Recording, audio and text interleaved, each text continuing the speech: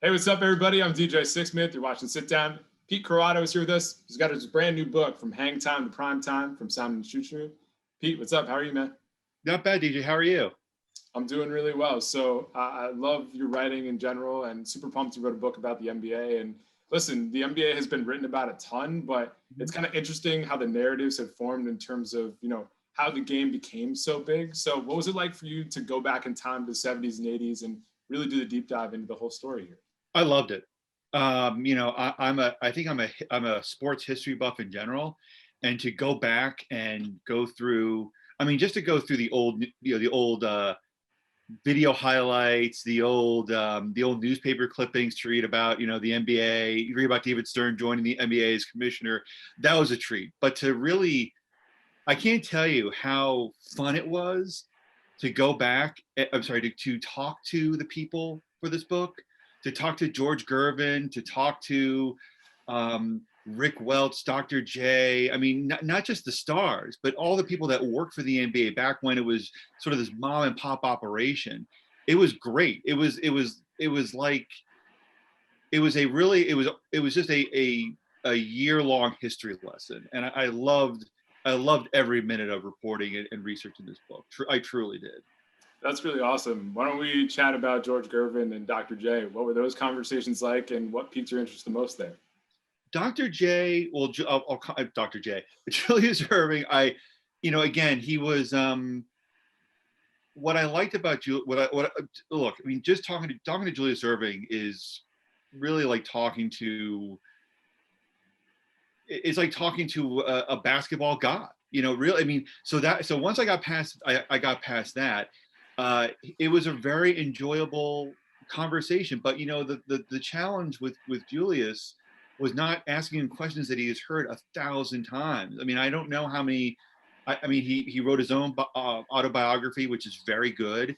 He's been profiled and covered a million times. So the conversation was extremely cordial, and I think I was able to talk to him a little bit about stuff beyond what it was like to win the 70s slam dunk contest and stuff like that. But I tell you, George Gervin was great.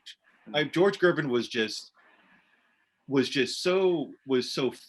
funny and was honest and was open, and he was amazing. I mean, he's probably one of the best high profile interviews I did for the book, because he was just it was like talking to like your dad's friend, or just somebody who was just oh yeah, I'll talk to you for 45 minutes. I think, if memory serves, I think George talked to me after he finished mowing his lawn. So like, I just, so to me, it was a very casual, very open conversation. With Julius, I had to go through handlers and friends of friends, and it was a little more like, it was kind of like talking to the Godfather. But George Gervin was very much, hey, call me. I'm here right now. Okay. And he was great. He was great. So those two guys are obviously super important in the story of the NBA. And you mentioned it before, it was really just this mom and pop business. And Yeah.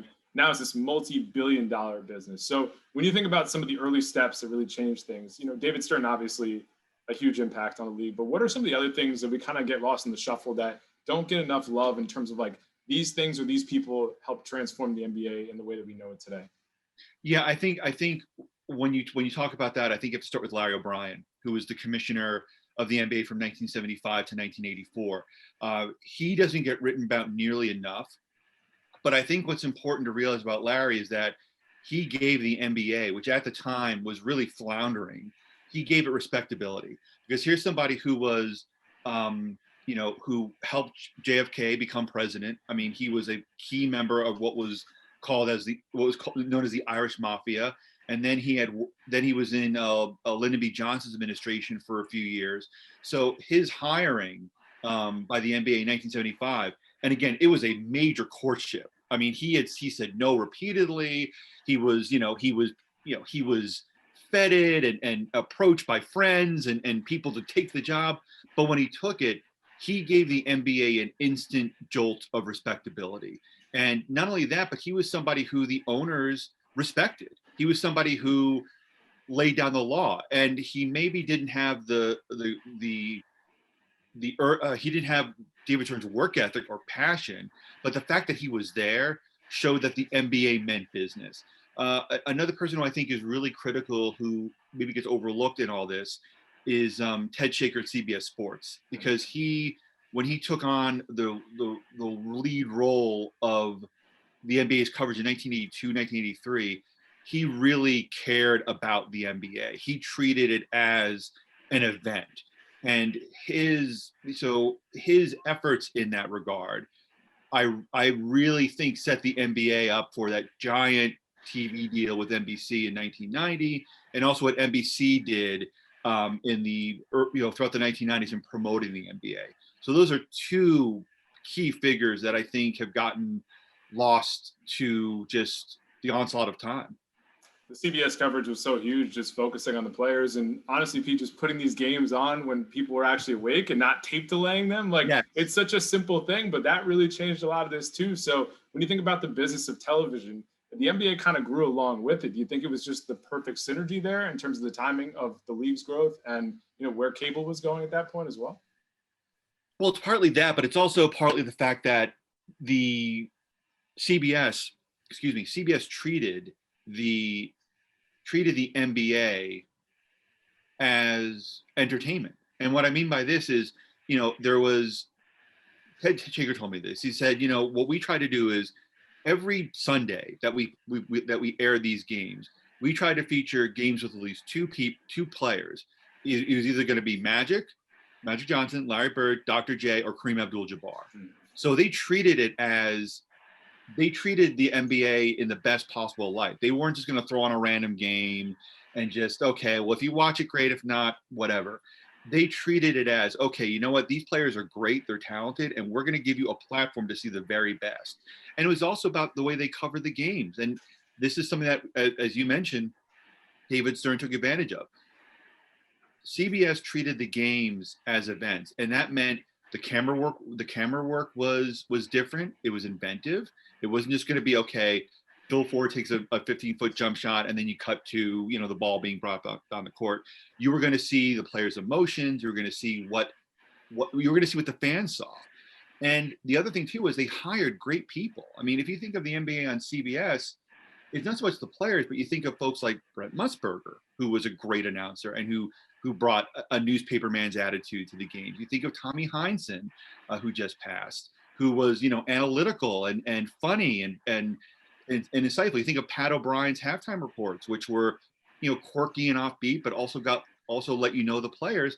And you think of Leslie Visser, who, you know, was, aside from being one of the first female journalists in a high-profile TV role, also treated her job like the Boston Globe reporter that she was. So to bring forth the effort into these games, to not just putting on a Sunday and like, all right, if you want to watch it, great. If not, you know, Dallas will be on in 6 hours. That was a huge first step. And again, I mean, I think David Stern, and I think that's also, that coverage is also works hand in hand with how David Stern viewed the league, which was, this is entertainment. We're going to give you we're going to give viewers and fans the most exciting things we possibly can. We're not just going to settle for, you know, we're not going to settle for just being on TV and being grateful for that. What were some of the things that surprised you the most when you do research? Oh boy, it's a good question. Oh, what was the most surprise? A few things that surprised me, I guess, was how long the NBA was sort of the second cousin in the American sports landscape. You know, I think we tend to. I'm an NBA fan, and I think I like a lot of people, you know, follow the league. I follow the league. I watch the games. I'm a fan, but I think I think we quickly forget.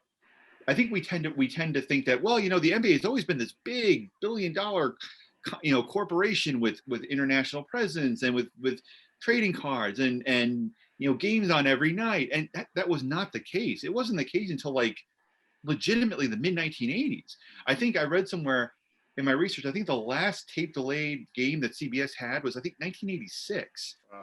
So think about that for a second. You know, the finals were aired, you know, were airing live, but like playoff games, like, yeah, there was a chance that if you like were out in like Houston or maybe one of the lesser markets, like, you're watching a tape delayed game. So the NBA truly reached legitimacy, I think true independent legitimacy, I think it wasn't until maybe 1990. So there was a giant um, prelude to what we've seen today.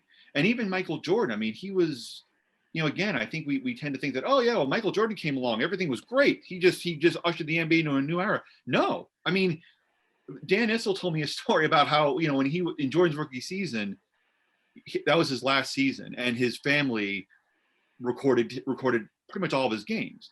And one game was at the old Chicago Stadium, right in the middle of the Jordan phenomenon. Chicago Stadium was half empty.